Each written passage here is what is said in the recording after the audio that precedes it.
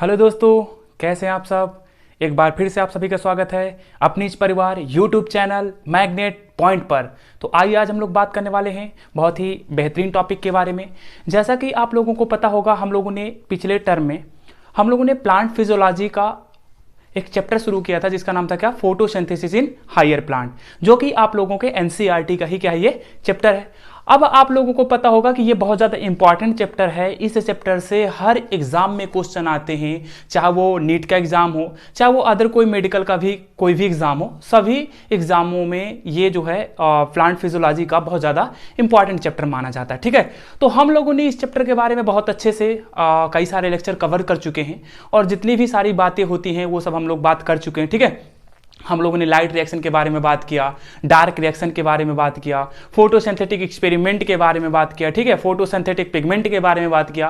हालांकि हम लोग ऑलमोस्ट ये चैप्टर क्या कर चुके हैं, कंप्लीट कर चुके हैं। ठीक है, और सभी लेक्चर आप लोगों को प्लेलिस्ट में मिल जाएंगे। ठीक है, आप लोग विजिट करें मैग्नेट पॉइंट की प्लेलिस्ट में जाएंगे आप लोग, तो मैग्नेट पॉइंट के प्लेलिस्ट में ही आप लोगों का क्या मिल जाएंगे, ये सभी लेक्चर मिल जाएंगे। ठीक है, तो जो लोग इस चैनल पर नए हों तो वो लोग चैनल को सब्सक्राइब कर लेंगे और साथ ही साथ पुराने लेक्चरों को क्या करेंगे, जाकर के वहाँ पे देख लेंगे। ठीक है, क्योंकि देखिए हर कोई लेक्चर, जितना भी लेक्चर होता है, तो कहीं ना कहीं अगला लेक्चर जो होता है कहीं ना कहीं पिछले लेक्चर से क्या होता है, इंटरलिंक्ड होता है। ठीक है, तो आप लोगों को क्या करना है,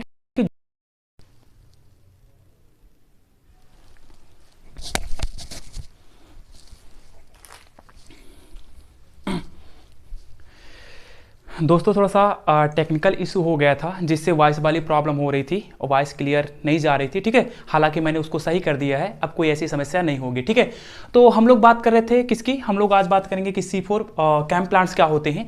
इससे पहले मैं आप लोगों को बता दूं कि जितने भी प्लांट फिजियोलॉजी के हम लोग बात कर रहे थे, फोटोसिंथेसिस इन हायर प्लांट्स, तो जितने भी प्लांट्स अगर हम लोग प्लांट फिजियोलॉजी की बात करें तो प्लांट्स जनरली 3 टाइप्स प्लांट्स होते हैं। एक ऐसे प्लांट्स होते हैं जिनमें कैल्विन साइकिल रन करती है, उनको हम लोग क्या बोलते हैं, C3 प्लांट्स बोलते हैं। तो C3 प्लांट्स के बारे में मैंने आप लोगों को बहुत अच्छे से C3 प्लांट्स वाले लेक्चर यानी C3 साइकिल वाले लेक्चर में बहुत अच्छे से बताया हुआ है। ठीक है, और C3 में मैं आप लोगों को बताया था कि C3 प्लांट्स में सब कुछ तो बहुत अच्छे से चल रहा था, लेकिन एक इसमें बेस्ट प्रोसेस होता था जिसको हम लोग क्या बोलते थे, फोटो रिस्पायरेशन। ठीक है, फोटो रिस्पायरेशन से C3 प्लांट्स बहुत ज़्यादा परेशान थे। क्या होता था कि मई जून के महीनों में जब गर्मी बहुत ज़्यादा अधिक टेम्परेचर हाई हो जाता था तो प्लांट्स क्या करते हैं कि वाटर लॉस से बचने के लिए क्या करते हैं, अपने स्टोमेटा को क्लोज करते हैं। और जब स्टोमेटा को क्लोज कर लेते थे तो यहाँ पे मीजोफिल सेल के क्लोरोप्लास्ट में ऑक्सीजन का कंसंट्रेशन क्या करने लगता है, इंक्रीज करने लगता है। और ऑक्सीजन का कंसंट्रेशन इंक्रीज होने से क्या कैसा प्रोसेस होने लगता है,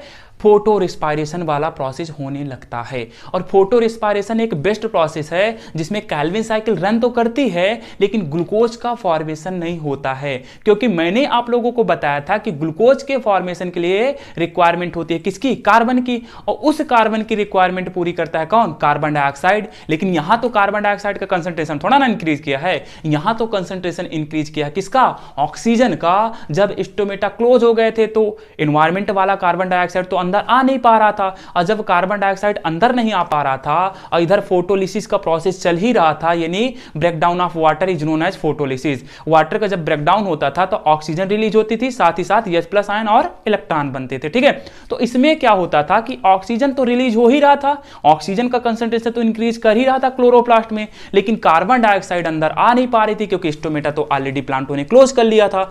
तो इसी वजह से वैसे जनरली कैल्विन साइकिल के प्रोसेस में जब ग्लूकोज का फॉर्मेशन होता है तब तो कार्बोक्सिलेशन होता है, जब CO2 का कंसंट्रेशन क्या होता है, इंक्रीज होता है। लेकिन जैसे CO2 का कंसंट्रेशन डिक्रीज हो जाता है और ऑक्सीजन का कंसंट्रेशन इंक्रीज हो जाता है तो वहीं पे क्या होने लगता है, ऑक्सीजनेशन वाला प्रोसेस होने लगता है। कैसा होने लगता है भैया, ऑक्सीजनेशन वाला प्रोसेस होने लगता है। होना तो चाहिए था कार्बोक्सिलेशन ग्लूकोज के फॉर्मेशन के लिए, लेकिन होने लगता है क्या, ऑक्सीजनेशन। और इसी प्रोसेस को हम लोग बोलते हैं फोटो रिस्पायरेशन। फोटो रिस्पायरेशन एक बेस्ट प्रोसेस है जिसमें क्या होते हैं, प्लांट क्या करते हैं, प्लांट फोटो रिस्पायरेशन के दौरान क्या करते हैं कि यहां पे कैल्विन साइकिल तो रन होती है लेकिन यहां पे ग्लूकोज का फॉर्मेशन नहीं होता है। उसी तरह क्या करेंगे, एनर्जी यूटिलाइज करेंगे कैल्विन साइकिल के दौरान, कैल्विन साइकिल रन करेगी, रिड्यूसिंग सब्सटेंस यानी NADPH2 भी यूज होगा, लेकिन ग्लूकोज का फॉर्मेशन करके नहीं देंगे फोटो रिस्पायरेशन के दौरान। कौन, C3 प्लांट्स। ठीक है, तो इसी वेस्ट प्रोसेस से बचने के लिए प्लांट्स ने क्या किया,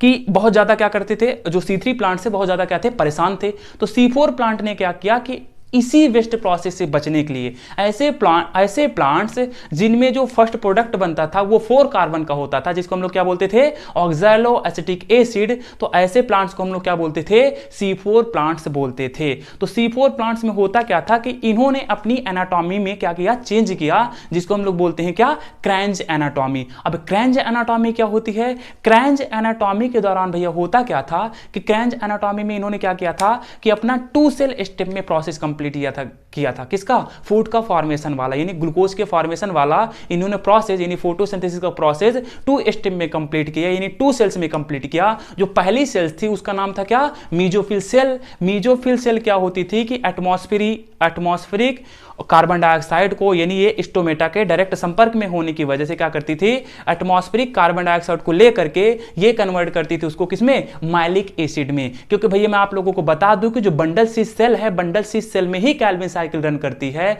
और कैल्विन साइकिल को रन कराने के लिए, यानी ग्लूकोज के फॉर्मेशन के लिए किसकी रिक्वायरमेंट होती है, कार्बन डाइऑक्साइड की होती है। लेकिन बंडल सीस सेल क्या है कि इसकी जो मेम्ब्रेन है तो थिक मेम्ब्रेन है, तो जो कि गैसेस के लिए क्या है, इम्परमेबल है। गैस के लिए क्या है, ये इम्परमेबल है। तो कार्बन डाइऑक्साइड डायरेक्ट तरीके से तो बंडल सी सेल में आ नहीं सकता है, और जब डायरेक्ट तरीके से बंडल सी सेल में कार्बन डाइऑक्साइड आ नहीं सकता है तो CO2 को किस फॉर्म में लाया जाएगा, CO2 को बंडल सी सेल में लाया जाएगा माइलिक एसिड के फॉर्म में। क्योंकि बंडल सी सेल जो होती हैं वो एसिड के लिए क्या होती है, परमेबल होती हैं, और गैस के लिए क्या होती हैं, इम्परमेबल होती हैं। तो भैया इम्परमेबल होने की वजह से CO2 तो इनडायरेक्ट तरीके से पहुंच जाएगा माइलिक एसिड के रूप में, लेकिन ऑक्सीजन तो नहीं जा सकता ना। फोटोलिसिस के दौरान जो ऑक्सीजन वहां पे जो बना था, रिलीज हुआ था ऑक्सीजन, कहां पे, ल्यूमेन ऑफ थैलाकॉइड में, तो वो तो अंदर इंटर नहीं कर सकता ना, किसमें, बंडल सी सेल में। तो इसी के लिए बचने के लिए इन्होंने अपने एनाटॉमी में चेंज कर लिया। जैसे ही बंडल सी सेल में माइलिक एसिड इंटर करता है तो माइलिक एसिड टूट जाता है। कि माइलिक एसिड 4 कार्बन कंपाउंड है, मतलब एसिड है। माइलिक एसिड टूट जाता है फर्दर किसमें, पायरुविक एसिड में। पायरुविक एसिड एक 3 कार्बन कंपाउंड है और एक कार्बन रिलीज कर देता है, वही कार्बन होता है क्या, CO2 के फॉर्म में होता है। और जैसे ही CO2 बंडल सी सेल में मिलती है तो बंडल सी सेल को जैसे CO2 मिल जाता है तो ये कैल्विन साइकिल रन कराने लगता है, और कैल्विन साइकिल प्रॉपर तरीके से रन करके और ग्लूकोज का फॉर्मेशन कर लेती है। ठीक है, तो यहां पे क्या होगा कि कार्बन डाइऑक्साइड भी आ गया इनडायरेक्ट तरीके से, कैल्विन साइकिल भी चल गई और ग्लूकोज का फॉर्मेशन भी हो गया, और इन्होंने पायरुविक एसिड को डायरेक्टली फिर से भेज दिया किसमें, मीजोफिल सेल में। ठीक है, तो ये प्रोसेस क्या होता था कि C4 प्लांट्स ने अपने आप को क्या कर लिए, चेंजेस कर लिए। लेकिन अब कैम प्लांट्स में क्या होता था, कैम प्लांट्स ने कहा कि C4 प्लांट्स और कैल्विन C3 प्लांट से, उन्होंने कहा इसको हम लोग भी, कैल्विन साइकिल को हम लोग क्या बोलते हैं, C3 प्लांट्स बोलते हैं, C3 साइकिल बोलते हैं। ठीक है, C3 साइकिल, इसका जो फर्स्ट प्रोडक्ट होता है वो क्या होता है, 3 कार्बन का होता है। कितने कार्बन का होता है भैया, 3 कार्बन का होता है, जिसको हम लोग क्या बोलते थे, 3-फॉस्फोग्लिसरिक एसिड बोलते थे। ठीक है, तो इसी को हम लोग क्या बोलते हैं, C3 साइकिल। ठीक है, C3 साइकिल या C3 प्लांट बोलते हैं। तो C3 प्लांट्स और C4 प्लांट्स के कंपैरिजन में कैम प्लांट ने इनसे कहा भैया कि जो भी हो, चाहे जो कुछ हो जाए, चाहे भैया फोटो रिस्पायरेशन का प्रोसेस ही क्यों ना मेरे अंदर होने लगे, लेकिन मैं एक चीज नहीं करना चाहता। वो क्या है, इन्होंने कहा C4 प्लांट्स ने, कैम प्लांट्स ने कहा कि मैं फोटो रिस्पायरेशन, मतलब वो वाटर लॉस नहीं करना चाहता। क्या नहीं करना चाहता, वाटर लॉस नहीं करना चाहता। चाहे क्यों ना ही मेरे अंदर फोटो रिस्पायरेशन का प्रोसेस हो जाए, लेकिन वाटर लॉस नहीं करना चाहता, क्योंकि कैम प्लांट्स ऐसे प्लांट्स होते हैं, ये जीरोफिटिक प्लांट्स होते हैं, ये सूखी जगहों में उगते हैं जहां पे पानी की ऑलरेडी क्या होती है, बहुत ज्यादा कमी होती है। और जब ऑलरेडी यहां पे इनके पास पानी बहुत ज्यादा कम है और रिस्पायरेशन जो वेस्ट प्रोसेस वेपराइजेशन के दौरान क्या होता है, जो वाटर निकलता है, तो अगर वाटर लॉस होगा तो इनके अंदर ऑलरेडी पानी की कमी है, और फिर वाटर लॉस भी होगा, वाटर क्या होगा, बाहर निकलेगा एटमॉस्फेयर में, तो इनका तो बहुत ज़्यादा दिक्कत हो जाएगी, नहीं, पानी की कमी हो जाएगा और ये तो मारे जाएंगे। ठीक है, तो इन्होंने क्या किया कि इन्होंने कहा कि भैया हम एक काम करेंगे, हम अपने अंदर भी क्या करेंगे, चेंजेस करेंगे। बोले हम दिन में स्टोमेटा ही नहीं खोलेंगे। क्या नहीं करेंगे, दिन में स्टोमेटा ही नहीं खोलेंगे, रात में स्टोमेटा खोलेंगे। तो C3 प्लांट्स और C4 प्लांट्स ने बोला पागल वागल हो गए हो क्या यार तुम। बोले क्यों, बोले भैया जब तुम दिन में स्टोमेटा नहीं खोलोगे तो फोटोसिंथेसिस कब करोगे, क्या तुम्हें रात में स्पेशल सन निकल के आएंगे, सनलाइट कहां से पाओगे। तो उन्होंने कहा भाई मेरे पास इसका आइडिया है। बोले क्या करोगे? बोले कि फोटोसिंथेसिस तो मैं दिन में ही करूंगा। तो बोले फिर कार्बन डाइऑक्साइड कहां से पाओगे? तो बोले कार्बन डाइऑक्साइड का मेरे पास आइडिया है ना।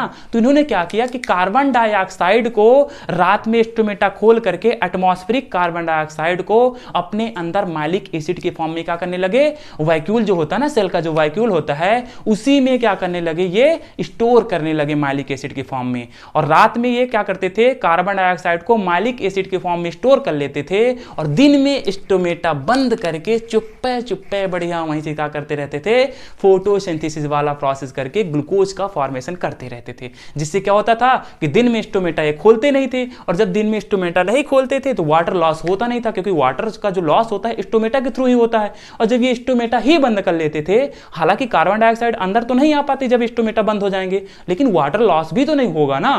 कार्बन डाइऑक्साइड ये रात में ही स्टोर कर लेते थे मैलिक एसिड की फॉर्म में, जो वैक्यूल में स्टोर हो जाता था, और दिन में उसी मैलिक एसिड को तोड़ करके यूटिलाइज कर लेते थे कार्बन डाइऑक्साइड को। ठीक है, तो ये ऐसा प्रोसेस होता है किसमें, कैम्प प्लांट्स में।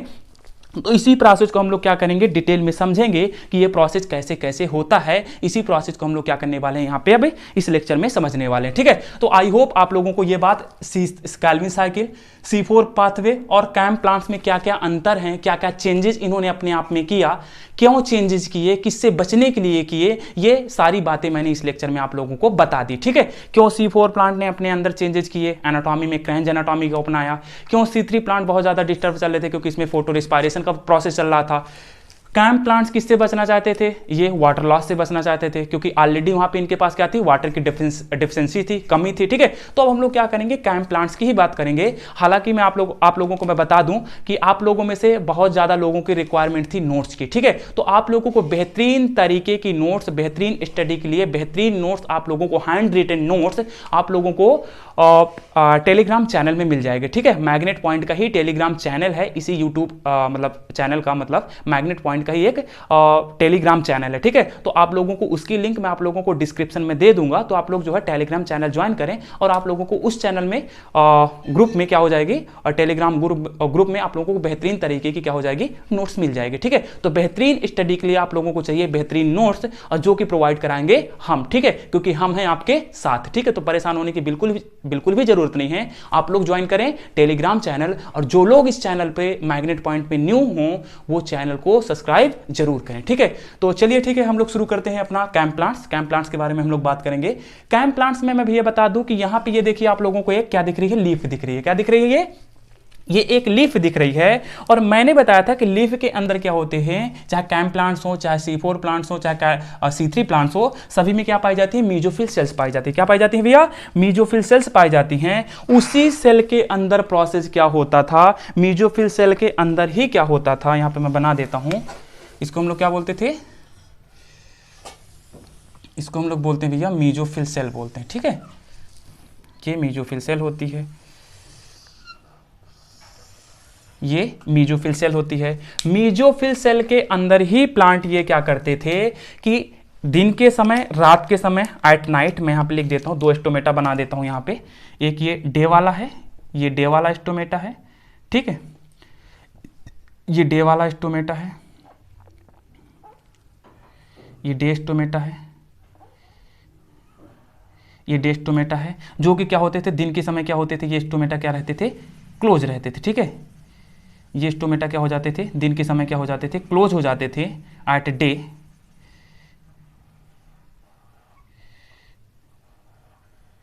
ये एट डे, ये भी क्या है, स्टोमेटा है, क्लोज्ड स्टोमेटा है। कैसा भैया, closed stomata at day time, at day, at day time.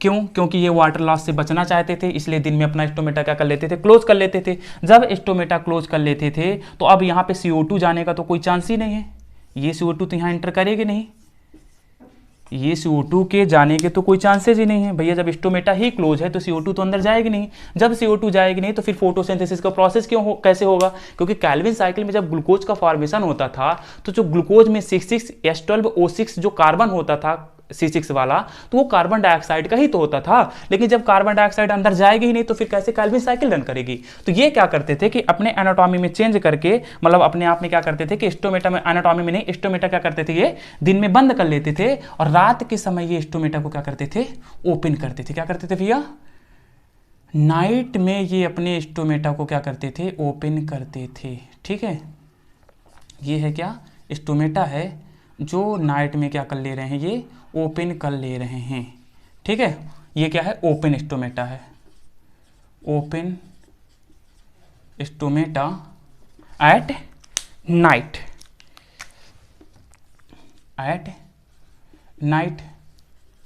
अब ये क्या करेंगे, एटमॉस्फेरिक CO2 को क्या करेंगे अंदर, ये ऐसे एटमॉस्फेरिक CO2 क्या हो जाएगी अंदर, ये इंटर कर जाएगी। ठीक है, ये CO2 यहाँ पे रात के समय क्या हो जाएगी, यही CO2 क्या होती है, रात के समय क्या हो जाती है, इंटर कर जाती है ये वाली CO2। ठीक है, ये वाली CO2 रात के समय क्या हो जाएगी, इंटर हो जाएगी।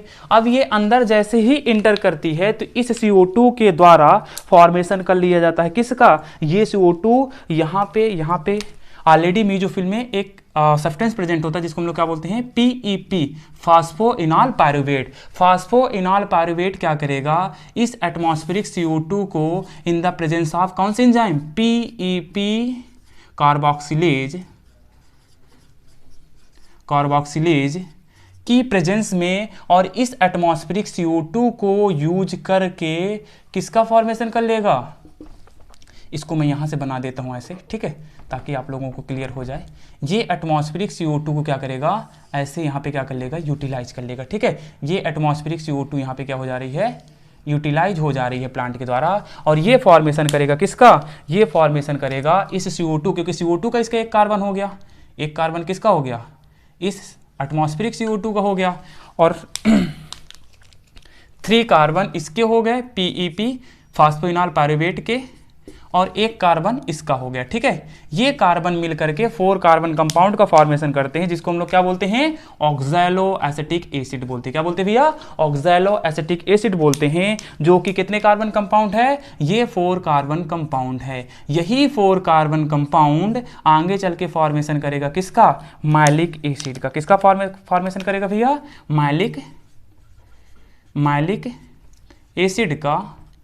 मैलिक एसिड का, और यही मैलिक एसिड स्टोर कर लिया जाएगा किसमें, वैक्यूल में। इसको हम लोग क्या बोलते हैं भैया, वैक्यूल बोलते हैं, जो मेसोफिल सेल के अंदर होता है। ये मैलिक एसिड क्या करेंगे, प्लांट स्टोर कर लेंगे। ये कितना प्रोसेस था, ये प्रोसेस था भैया दिन वाला था, सॉरी ये रात वाला प्रोसेस था। इसको हम लोग क्या बोलते हैं भैया, वैक्यूल बोलते हैं। ये जो इतना प्रोसेस था, ये प्रोसेस था नाइट टाइम का। कितने कब का था भैया, ये प्रोसेस था नाइट वाला। ठीक है, ये रात के समय इतना प्रोसेस हो रहा था। अब ये तो नाइट वाला प्रोसेस हो गया, ये नाइट टाइम का प्रोसेस हो गया इतना वाला। अब डे में क्या करेंगे, ये नाइट वाला प्रोसेस है, मैं यहाँ पे लिख देता हूँ एट नाइट,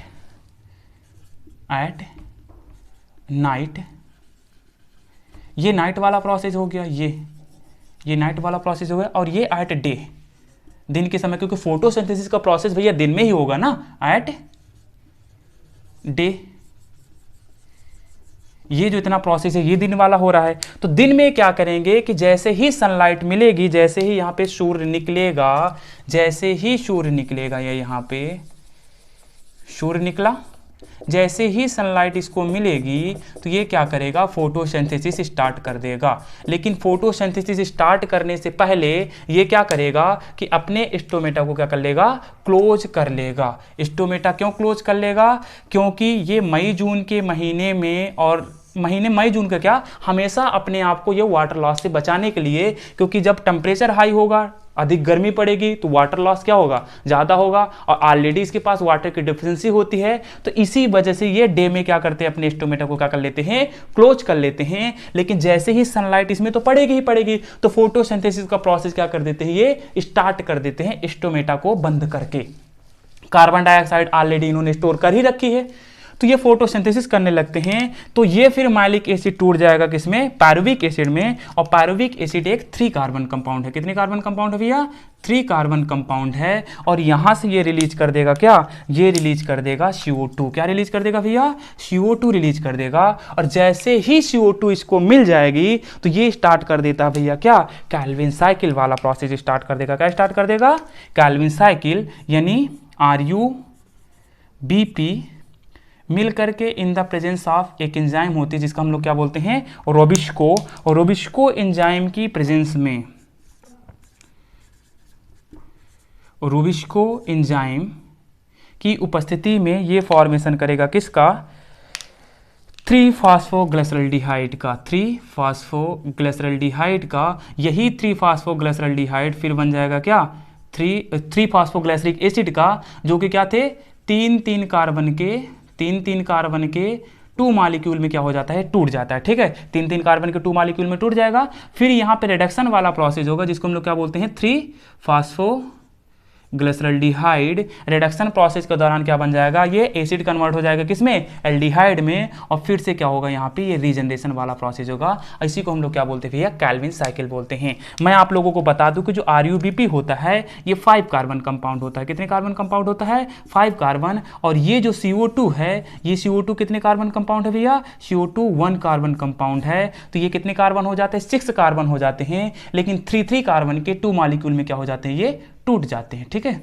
2 मॉलिक्यूल में क्या हो जाते हैं, टूट जाते हैं। और ये बनाते हैं क्या, 3-फॉस्फोग्लिसरॉल्डिहाइड। और यहीं पे फॉर्मेशन हो जाता है किसका, यहीं पे फॉर्मेशन हो जाएगा भैया ग्लूकोज का। किसका फॉर्मेशन हो जाएगा, ग्लूकोज का, C6H12O6। ठीक है, तो ये हो गया, ऐसे इन्होंने कर लिया, ग्लूकोज का फॉर्मेशन कर लिया। तो इन्होंने ऐसे ही क्या कर लिए, अपने आप पे चेंजेस कर लिए। यानी फोटोसिंथेसिस तो डे में ही करते थे, दिन में ही करते थे, लेकिन कब, स्टोमेटा को क्लोज करके, क्योंकि ये वाटर लॉस से क्या होना चाहते थे, बचना चाहते थे। और जब स्टोमेटा क्लोज कर लेते थे तो कार्बन डाइऑक्साइड एंटर तो करती नहीं थी, ना ही अंदर का वाटर बाहर आता था और ना ही बाहर के एटमॉस्फेरिक कार्बन डाइऑक्साइड अंदर जाती थी। तो इनको कार्बन डाइऑक्साइड मिलती कब थी, मैंने अभी आप लोगों को बताया कि नाइट में स्टोमेटा ओपन करके और क्या करते हैं, एटमॉस्फेरिक कार्बन डाइऑक्साइड को स्टोर कर लेते हैं किस फॉर्म में, माइलिक एसिड में। और इसी माइलिक एसिड को जैसे ही सुबेरा होता है, सूर्य निकलता है यानी सन निकलता है, तो जैसे ही इसको सनलाइट मिलती है तो ये फोटोसिंथेसिस का प्रोसेस स्टार्ट कर देता है।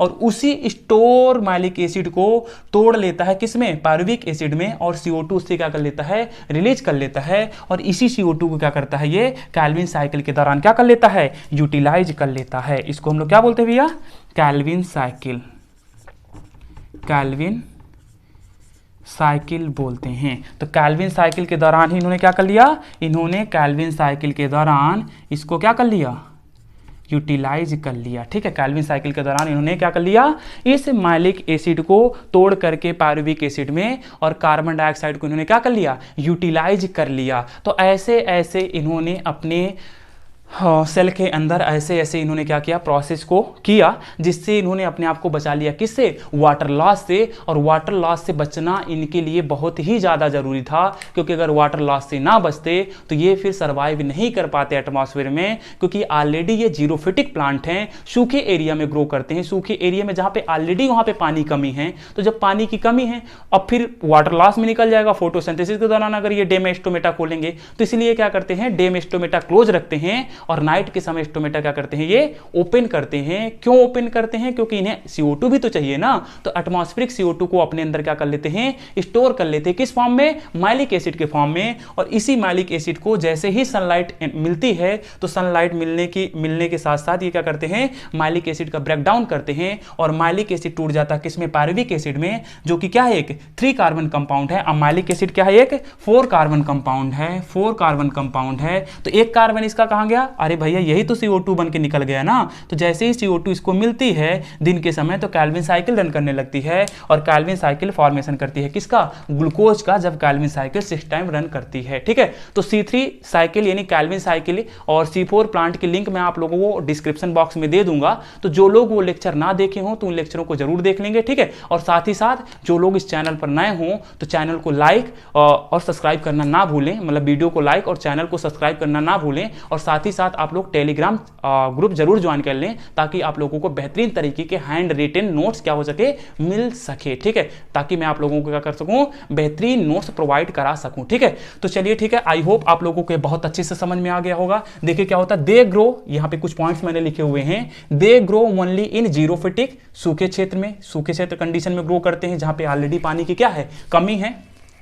They prevent there water deficiency यानी वाटर लॉस, वाटर लॉस को क्या करते हैं, ये रोकते हैं, वाटर लॉस की यानी डेफिशिएंसी यानी पानी की कमी को क्या करते हैं, रोकते हैं। क्यों? क्योंकि इनमें ऑलरेडी वाटर की डेफिशिएंसी होती है, इसीलिए लोग क्या किससे बचना चाहते हैं, ये वाटर लॉस से बचना चाहते हैं, ठीक है, वाटर लॉस से बचना चाहते हैं। अब यहां पे देखिए क्या लिखा है, in photosynthesis 3 pathway for CO2 fixation, ठीक है, CO2 फिक्सेशन के लिए फोटोसिंथेसिस में 3 तरह के प्रोसेस होते थे।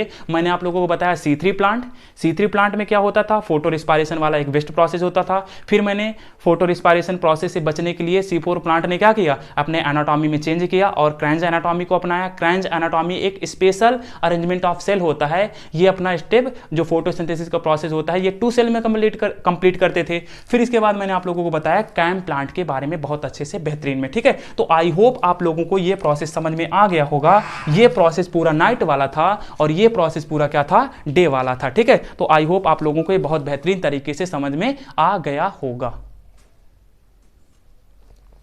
ठीक है। तो फिलहाल आप लोग इसका स्क्रीनशॉट ले लीजिए, ठीक है, और बेहतरीन तरीके से आप लोग इसको पढ़ लीजिएगा, समझ लीजिएगा। कैम प्लांट्स को मैंने आप लोगों को बहुत बेहतरीन तरीके से कैम प्लांट्स वाले लेक्चर को बहुत अच्छे से समझा दिया, ताकि आप लोगों को ये कंसेप्ट कभी ना भूले। और यहां से बहुत ज़्यादा क्वेश्चन आता है, तो आई होप आप लोगों को ये लेक्चर बहुत अच्छा लगा होगा और बेहतरीन तरीके से आप लोगों ने समझा होगा, ठीक है। तो ये आप लोग देख लीजिएगा, ये जो प्रोसेस था ना पूरा, ये भैया ये मैं इसको कर देता हूँ ऐसे ब्लड, ये पूरा नाइट वाला प्रोसेस था, ठीक है। कैसा प्रोसेस था, ये ब्लड करने पे गंदा हो जाएगा, ठीक है। ये पूरा क्या था, मैंने यहाँ पे लिखा हुआ है, ये कैसा प्रोसेस होता है, ये नाइट वाला प्रोसेस होता है। नाइट के दौरान क्या करते थे, माइलिक एसिड के फॉर्म में CO2 को स्टोर कर लेते थे और इसी माइलिक एसिड को तोड़ करके ये यूज कर लेते थे, किसमें, डे टाइम यूज कर लेते थे कैल्विन साइकिल को रन कराने में, ठीक है।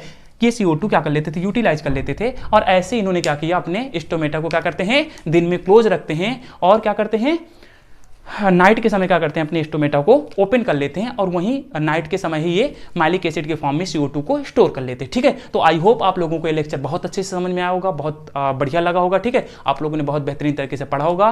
तो आप लोग इसका स्क्रीनशॉट लेकर के और समझ लीजिएगा, ठीक है, देख लीजिएगा। तो फिलहाल आज के लिए इतना ही और फिर मिलते हैं हम लोग अपने नेक्स्ट लेक्चर के साथ, ठीक है। तो फिलहाल आज के लिए इतना ही, ठीक है। Okay, thank you.